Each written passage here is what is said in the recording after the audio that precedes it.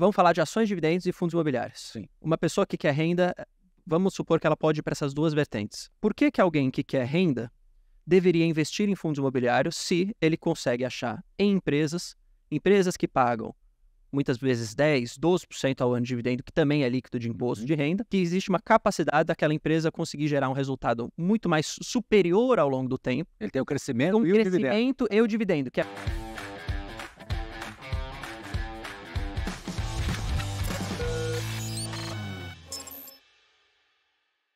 O que é que está acontecendo para os fundos imobiliários caírem, se isso é um problema dos fundos em si, em termos de fundamentos do negócio, ou se é uma questão macro, que às vezes, na verdade, pode ser mais uma oportunidade para comprar um negócio mais barato. Começa com essa pergunta pra gente começar. Obrigado, Bruno. Obrigado, Luiz. Obrigado, Bernardo. Obrigado, Denise. Obrigado a turma toda aqui da Final, que é sempre muito gentil comigo, né? Então, sempre que vocês convidaram, esteja certo que eu aceitaria o convite. Boa.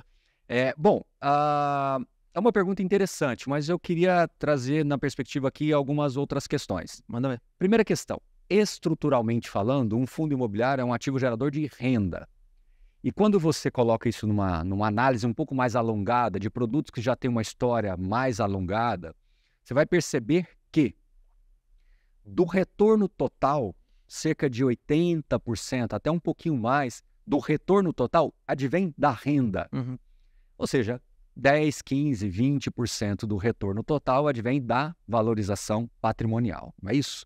Ou seja, uma pessoa que se propõe a investir em fundos imobiliários, ela deve ter isso em mente Exato. e realmente estar preparada para isso. Ou seja, o ativo imobiliário, o fundo imobiliário, é um ativo essencialmente gerador de renda. Baroni, então não é um produto de crescimento? Não, não é. Por isso que às vezes a gente faz algumas comparações com ações, ou com empresas de crescimento, ou até mesmo com ETFs de empresas que têm também mais resultado vindo de crescimento. Uhum. E por isso que às vezes gera esse incômodo nas pessoas. Então, é muito importante nessas horas, Bruno, e por isso que é muito bom estar aqui com você, para que a gente possa tranquilizar um pouquinho mais o investidor, convidá-lo a talvez reavaliar algumas das premissas que o levaram para o fundo imobiliário, entender um pouquinho melhor a proposta de investimento, né? Uhum. Não é um ativo que realmente vai impulsionar o seu capital pela valorização, e sim pelo rendimento. E com isso, carrega uma necessidade natural de você também se propor a continuar reinvestindo. Aí agora é muito importante isso. Muitas das vezes, o investidor que está acumulando patrimônio, ele já começa a se incomodar desde já com essa questão da valorização ou não. Mas numa fase de acumulação, qual que é o mais sensato, Bernardo? É você reinvestir os seus rendimentos e continuar comprando mais cotas para que você aumente a quantidade de cotas e os seus rendimentos. Muitas das vezes, isso também é uma outra premissa que eu convidaria todo mundo a refletir. E uma terceira e última premissa é com relação a ser superavitário. Você passa a vida toda, todos nós aqui somos jovens, estamos acumulando patrimônio, a gente passa a nossa vida nos propondo a ser superavitários, para sobrar o dinheirinho para investir nas ações lá. Negócio, é isso? Por que depois de aposentado ou numa fase mais avançada da sua vida, você vai, de uma hora para outra, parar de ser superavitário e ser deficitário e começar a corroer aquele patrimônio? Uhum. Então, acho que essa é a primeira tranquilidade que a gente tem que passar para as pessoas que aqui nos acompanham, para que elas possam realmente ter essa ciência do produto. Então, são premissas, 3 que eu coloquei, que eu convidaria a todos que começaram a investir a reconsiderarem nesse contexto. Tudo bem? A outra questão é o fundo imobiliário, ele tem uma relação fortíssima com o comportamento da taxa de juros, especialmente títulos públicos indexados à inflação. Então, quando você produz um gráfico, né, você plota um gráfico entre o comportamento do IFIX e a variação das taxas de uma NTN-B, por exemplo, você percebe claramente que elas estão correlacionadas negativamente. Então, se você vai lá em 2016 e revisita o que aconteceu de 2016 a 2019, você vai perceber que as taxas NTN-Bs caíram muito, que chegaram até 2,9, lembra? 2,8, 2,9, e o fundo imobiliário sobe, ele faz literalmente um X ali. Enquanto está caindo, o outro sobe. Eles literalmente têm um comportamento diferente. Quando você traz agora um pouco mais para a realidade desses 2 milhões de investidores, né, que estão começando a investir de 2021 para cá, 2021 para cá, essas pessoas só viram realmente juros altos à vista, ou seja, o Selic sempre alto, de 2 dígitos, e as NTNBs também em patamares elevados e agora perto das máximas mais recentes. Hoje você compra o NTNB a 6,50. Então isso acaba sendo uma draga de dinheiro, naturalmente, da renda variável, porque a pessoa fica com aquela sensação de que eu acho que eu fiz errado, então deixa eu vender para recuperar o meu prejuízo ali. E também as pessoas são levadas a querer travar uma taxa muito alta, porque historicamente quem investiu a 6,50 teve bom retorno pela marcação ao mercado. Tudo bem até aí? Tudo. Consequentemente, isso faz com que os fundos imobiliários caiam. Agora, estruturalmente temos um problema? Não, nós temos um problema contextual. Se é que eu posso usar essa palavra, me perdoem. Macro, não, uma questão macro, a gente pode chamar, né? Talvez. Eu acho uma questão de contexto que o fundo imobiliário. Então, como ele é muito sensível a isso, é um problema do contexto, não é um problema estrutural. Então, os fundos imobiliários estão piores?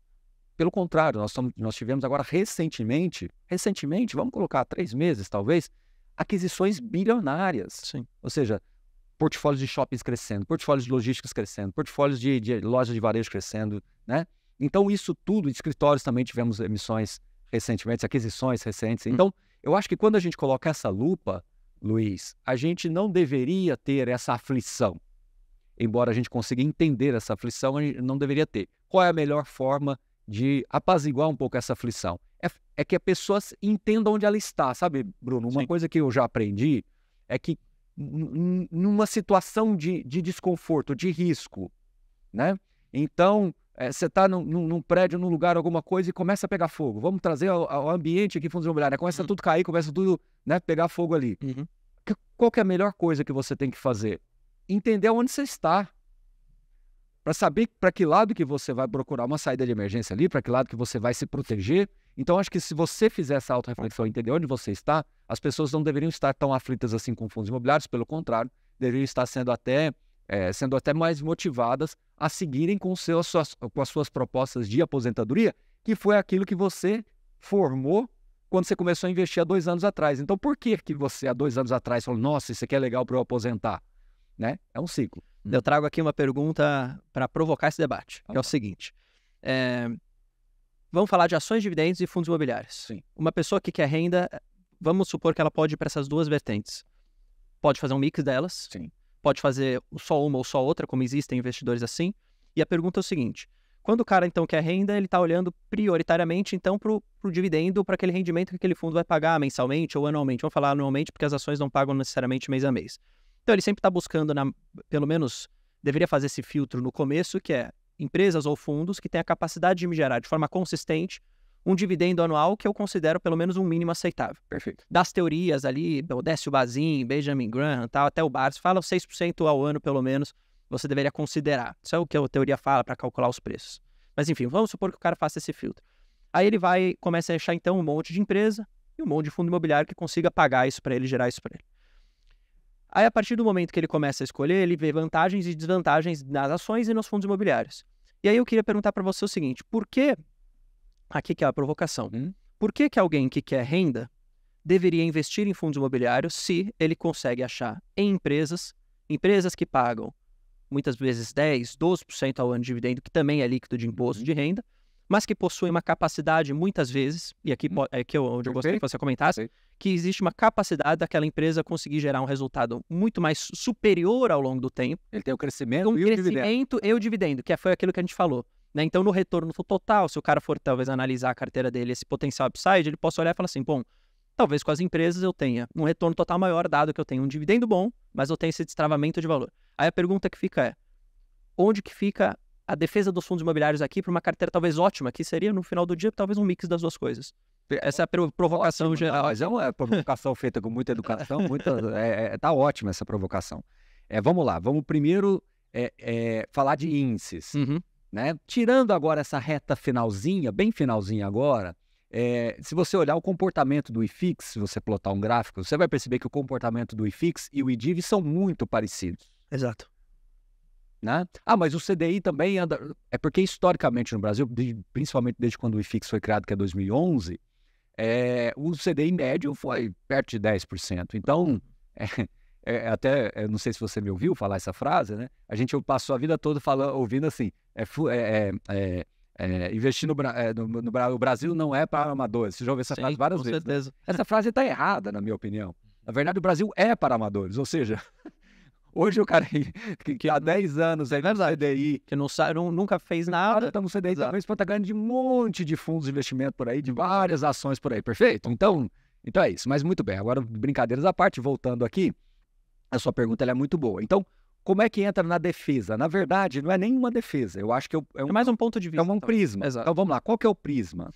Primeiro, a gente tem que entender que a pessoa 100%, né, fundo imobiliário ou 100% ações é muito mais exceção do que regra. Com certeza. É muito mais um ciclo de competência muito próximo, né? Uhum. Nós temos alguns exemplos de investidores que investem basicamente só em ações de dividendos, porque o ciclo de competência deles é voltado para aquilo. No mesmo caso, você vai pegar para o fundo imobiliário. Então, excluindo esses dois, vamos ficar aqui no meio. Como que eu olho os dois e como é que eu defendo uma coisa em questão relacionada à outra? Primeiro, o fundo imobiliário, embora ele não tenha crescimento, ele tem hoje um componente que muitas das vezes é desconsiderado porque nós ainda não temos um histórico muito grande de fundo imobiliário, que é a gestão ativa, que é você poder vender imóveis dentro do portfólio acima de laudo de avaliação, trazendo taxa interna de retorno de 15%, 20% do ativo investido. Né? Você tem essa projeção também no mercado imobiliário. Né? Outro ponto também é que o mercado imobiliário, em síntese, ele é mais simples e não simplista de ser avaliado do que algumas dessas empresas. Né? Então, quando você vai ter um cardápio de empresas que você vai ter que escolher para compor o seu portfólio, que tem essa característica de dividendo, mas também tem um potencial de crescimento, não é tão trivial assim para o investidor. Então, ele tem que realmente afunilar bastante o estudo dele para conseguir compor esse portfólio. Quando você tem o dividendo mensal, ele potencializa o seu resultado. Por isso que eu ainda acho que algumas empresas deveriam tentar, se possível, não sei se contabilmente é possível, tentar também levar essa tese do rendimento mensal, né, para que ele possa ter uma associação até mais direta. Então, qual que é o melhor dos cenários? O melhor dos cenários é você ficar cada vez mais próximo de empresas que têm bons dividendos, mas que também têm um potencial de crescimento, e fundos imobiliários que têm bons dividendos, mas que têm um potencial de gestão ativa. Eu acho que esse seria o portfólio ideal. Entendi. A questão é,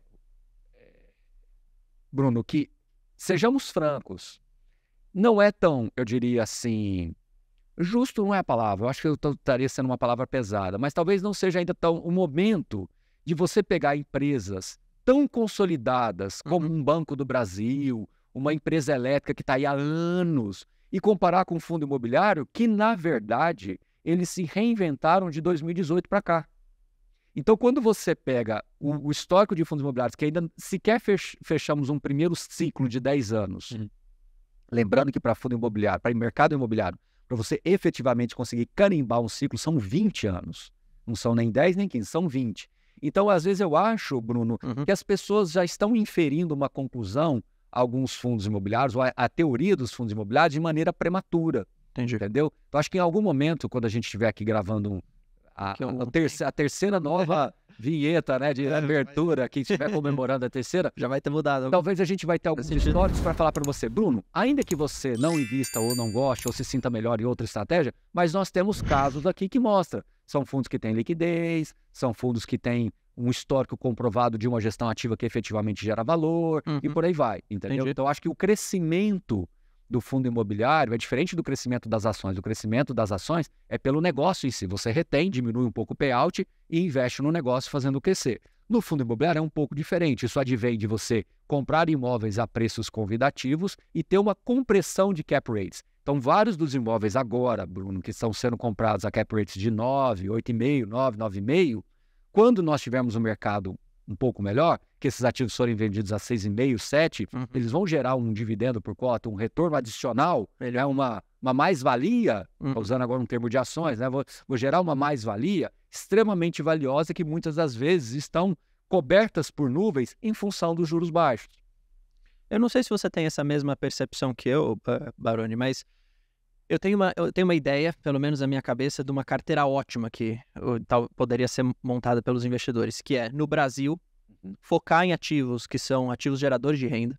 Então você encontra, falando de empresas, essas mais maduras, que têm essa possibilidade de pagar mais dividendos, e aí acaba afunilando para alguns setores, que é bancão, elétrica, por exemplo, até uma seguradora, que às vezes até uma empresa relacionada à construção civil, que às vezes consegue pagar um dividendo, mas não necessariamente tão previsível assim como uma elétrica, por exemplo. Você tem os fundos imobiliários, que são ativos geradores de renda, e aí aqui tem o ponto mensal, né, que acho que é importante também para grande parte dos brasileiros que busca ter essa renda mensal. Acho que é interessante essa mudança também de percepção. Nos Estados Unidos se fala muito em total comp anual, né? E no Brasil você fala quanto você ganha, você fala o seu salário do mês. Lá nos Estados Unidos você fala o salário do ano. Então acho que aqui tem essa percepção também, por isso que o pessoal gosta muito de fundo imobiliário. E quando você quer buscar mais crescimento de patrimônio mesmo, eu acredito que talvez seja melhor você ir para os Estados Unidos da vida, onde tem um ambiente que é muito mais propício a isso. Como que você vê? Concordo, não vou nem adicionar muita coisa. Entendi. Eu acho que Que é essa carteira ótima, né? Que o cara poderia montar diversificando em diferentes setores. Exatamente. Às vezes, internacionalmente, talvez a pessoa não vai conseguir estudar, até pela quantidade, o cardápio é muito grande. ETF, exato.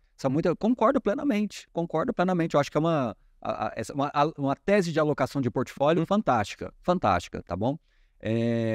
Essa questão que você está falando da renda mensal, a gente só tem que tomar um cuidado. Às vezes as pessoas criticam, né? Essa questão assim, não, mas você só fica preocupado com a renda mensal e esquece do resto. Não vamos nos esquecer que um dos maiores benefícios da renda mensal é o juro composto turbinado. Porque eu estou te dando, eu estou te dando o coraçãozinho, né? Vamos imaginar nos videogames antigos, nem sei se hoje é assim, né? Os coraçãozinhos que você ia perdendo vida, né? Então, eu estou te dando um coraçãozinho novo todo mês. E hoje em fundo imobiliário vai 0,8, 0,9, quase 1% ao mês. Eu estou te dando vida nova para você alocar onde você achar melhor. Isso que você está falando, um portfólio ótimo. Porque se você, de repente, com esse coraçãozinho novo que você está ganhando todos os meses, você olhar para o lado e ver que uma ação elétrica está num melhor momento, você canaliza o dinheiro para lá. E aí você olha uma fotografia inteira. Aí eu acho que diminuía muito as críticas, o nós contra eles, e ficaria uma coisa muito mais complementar, né? Eu acho que, de novo, embora invista em fundos imobiliários, eu nunca fui categórico de ficar dizendo que a melhor, tem que ser assim. Não, porque assumidamente, eu não tenho nenhuma vergonha, vaidade de falar isso. Eu tenho dificuldades de analisar empresas não pelos seus balanços, eu tenho dificuldade de analisar a empresa pelos seus negócios. Então, se eu for investir numa empresa de saneamento, de siderurgia, eu me sentiria mais confortável de realmente entender como é que funciona a siderurgia em si, o negócio siderurgia. Não só operacionalmente, mas macro. E diante dessa incapacidade minha, eu optei por me reservar aquilo aonde eu tenho mais conforto e mais condições de acesso de informações, entender melhor, entendeu? Mas eu nunca fui um crítico de que é isso ou melhor do que aquilo. Eu acho que, sinceramente, não tem, entendeu? Na minha visão, não tem. E o mercado mais maduro como o americano está aí para nos mostrar que o mercado de real estate, né, o mercado imobiliário lá, os REITs, que embora sejam uma evolução do ponto de vista estrutural dos fundos imobiliários, eles conseguiram a par e passo ali, em momentos específicos, ganhar do SP500 específico ali, isoladamente das empresas. Então, eu acho que assim, que às vezes a vaidade, às vezes ela fala muito alta, e nessa necessidade